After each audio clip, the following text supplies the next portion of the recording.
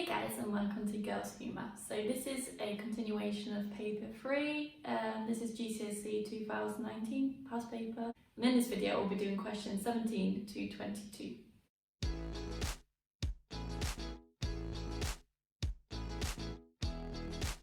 So let's start with question 17. Here we have a factory that makes kettles. 4 samples of kettles are tested for faults from this factory. Each sample has a size of 200. And here we have our stats. So sample P, Q, R and S. And our relative frequencies for those is 0.03, 0.035, 0.015 and 0.01. And we need to work out the range of the number of faulty kettles in the samples. So first of all, what we have to do is multiply our relative frequency by our sample size for each one of our samples. So let's start. So for P, our relative frequency is 0.03. We have to multiply this by our sample size, which is 200, and we get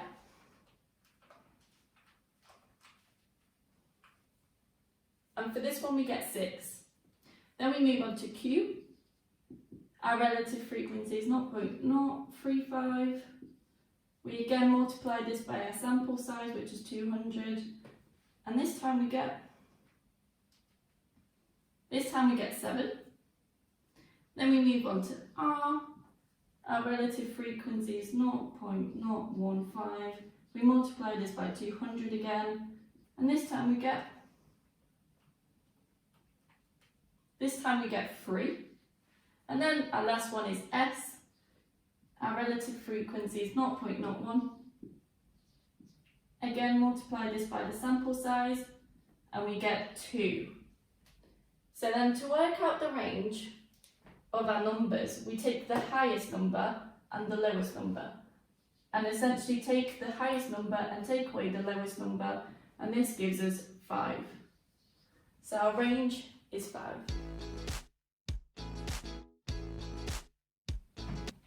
So here we have question 18a. We need to write x bracket 3x minus 9 close bracket equals 4 in the form of ax squared plus bx plus c, where our a, b and c are integers. So what we have to do is get our equation. X 3x minus 9 equals 4. We need to multiply this out. So when we multiply the x by 3x, we get 3x squared. Then we multiply the x by the 9. This just gives us minus 9x. We have the negative here from the negative here, and then that's equal to 4. Then we move 4 over to the other side, so our equation looks more like this equation. 3x squared minus 9x. When we move the 4 over to the other side, we have to change the sign. So this time it will be minus 4, and this is equal to 0. So our integers is a equals 3. B will equal to minus 9, and our C equals to 4, and our C will equal to minus 4. And that is our question 18a. So let's start with question 18b. This is a continuation of our question 18a. So here we have to solve the last question. So here we have to solve the last equation, which is x bracket 3x minus 9 bracket equals 4, just 2 decimal places. So our answer from the last question was 3x squared minus 9x minus 4 equals 0. And to do this, we will need the quadratic equation, which we have here. What we need for this is our integers. So a, b and c. We know that our a is 3, our b will be minus 9, and our c is minus 4. And all we have to do is use these integers to plug into this quadratic equation. So let's start. So x equals minus b, which will be substituted as minus 9. So since we have a minus and a minus here, it will just be 9 as they cancel each other out. Then we have plus minus 9 squared minus 4 multiplied by a, which is 3, and multiplied by minus 4. Then this is all divided by 2a, so 2 times 3. And what we can do is just put this into our calculator to get our two answers.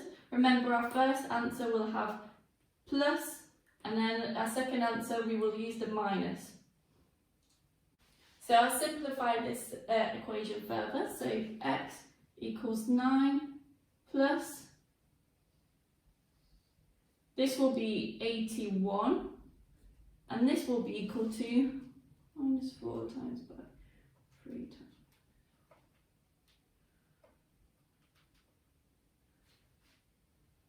This is equal to plus 48 divided by 2 times 3, which is 6. And our first answer will be, there is 3.39 to 2 decimal places.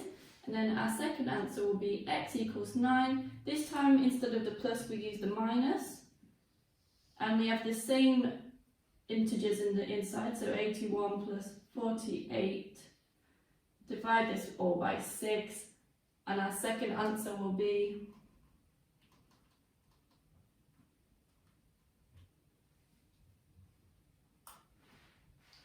minus 0.39 to 2 decimal places. And that is our question 18b.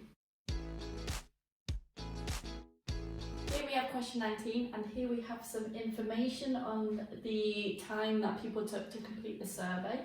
So we have the fastest time of 3 minutes, the slowest time of 18 minutes, a median of 11 minutes, lower quartile 7 minutes, interquartile range 8 minutes. And we have to make 2 criticisms of our box plot. So let's start with our box plot and see how these values translate to values here. So this is our fastest time. So we have 1, 2, 3. 3 minutes is our fastest time, which is correct. Then we move on to our lower quartile. So 5 minutes here, 6 minutes, 7 minutes. This will be 7 minutes. Our lower quartile, 7 minutes. So this is correct again. So move on to our median. So our median is actually 10.5, as this is our median. So we check our median. Our median says it should be 11 minutes, so that is our first criticism. So median on box plot is wrong, says 10.5 minutes should be 11 minutes. So let's carry on. We have our higher quartile, which is 16, slowest time, which is 16, 17, 18 minutes. So let's check our slowest time. It is 18 minutes, so that is correct. So let's go back to our high quartile. So we know that our last statement is interquartile range of 8 minutes. So that's the range between the lower quartile and high quartile. So we know our lower quartile equals 7 minutes. And we know that our higher quartile is 16.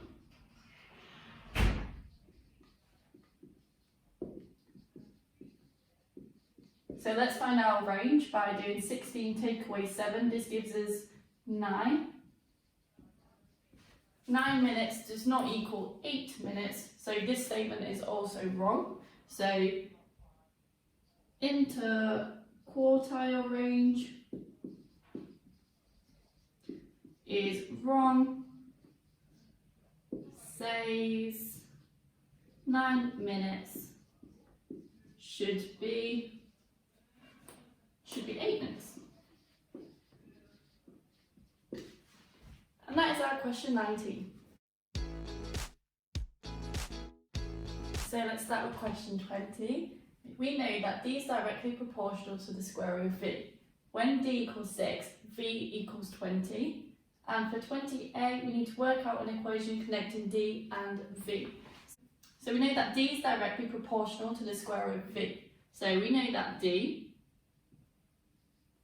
is directly proportional to the square root of v. However, there will be an integer in between that, and we don't know what the value of this integer is.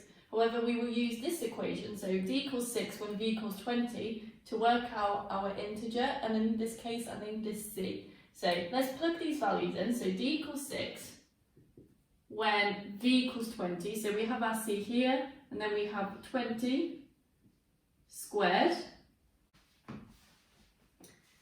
So let's carry on. We have 6 equals c. 20 squared is 400. So then we just rearrange to get c. So c will equal 6 divided by 400. And we can simplify this further by doing 3 over 200. And that is our c. So we plug this value for c into our original equation. So d will equal 3 over 200 v squared. And that is our question 20a. And now let's move on to question 20b. So for 20b, we have to work out the value of d when v equals 30. And we have to use that last equation, which was d equals 3 over 200 v squared.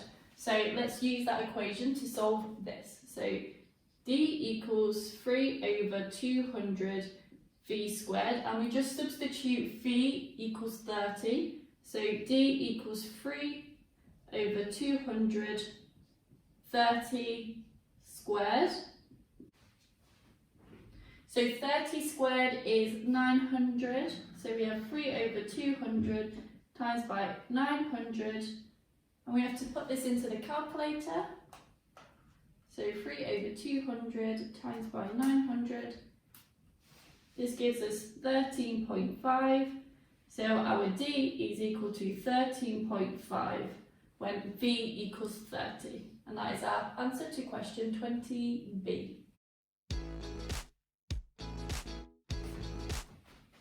Let's start question 21. So here we have Hanif, who wants to make green paint by mixing blue paint and yellow paint.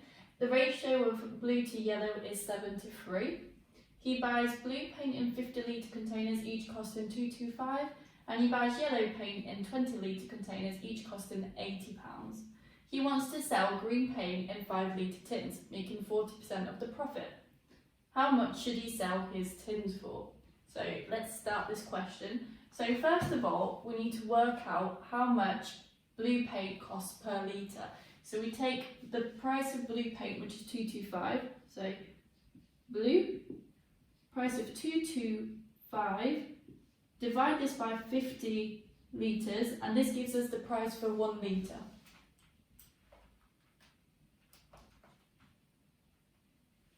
So for 1 litre, he will pay £4.50 to get blue paint. And let's do this again with the yellow paint. So yellow.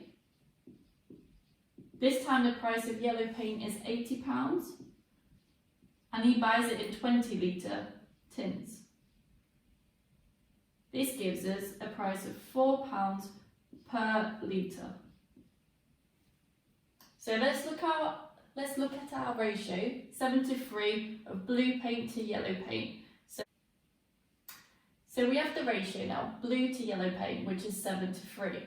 So we can use this to work out how much 10 litres of green paint would cost. So let's do that. So 7, we know that we need 7 litres of blue paint. So 7 multiplied by £4.50 plus 3 litres multiplied by £4. This is the yellow paint, and this gives us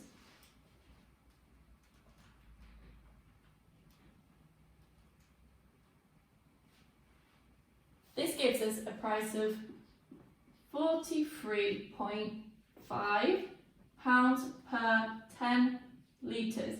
However, he only wants to sell green paint in 5 litre tins. So what we have to do is now divide the 43.5 by 2, and this gives us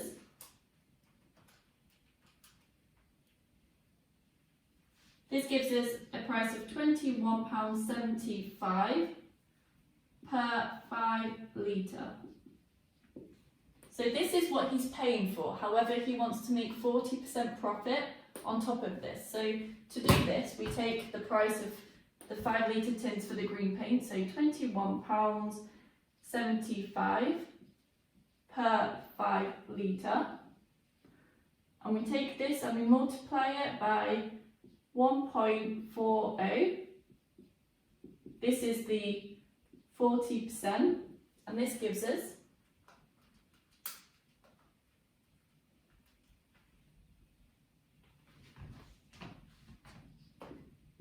a price of £30.45 per 5 litre tin. So Hanif should sell his tins of green paint for £30.45, and that will give him a profit of 40%. And that is our question 21. So let's start with question 22. Here we have 29 students in a class, and we have some students that own a cat. This is described by C. And then we have some students that own a dog. This is described by D. So we have 5 students that have a cat, and we have 7 students that have a dog. This shows us that 8 students have both a cat and a dog, and then 9 students don't have a cat or a dog. So 22A, circle the probability that the student owns a cat or a dog, but not both.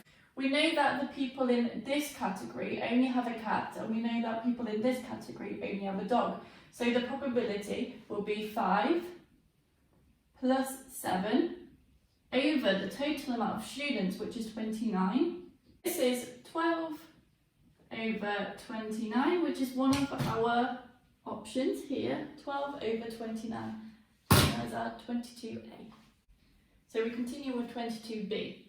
A student who owns a dog is chosen at random. Circle the probability that the student also owns a cat. So we have some given probabilities here.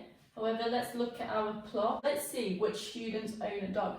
So we know that in this circle, 7 people own a dog. However, we also know that 8 is the number of people that own a dog and a cat. So we know that these people must also own a dog. So 7 plus 8 gives us 15. Total number of students who own a dog.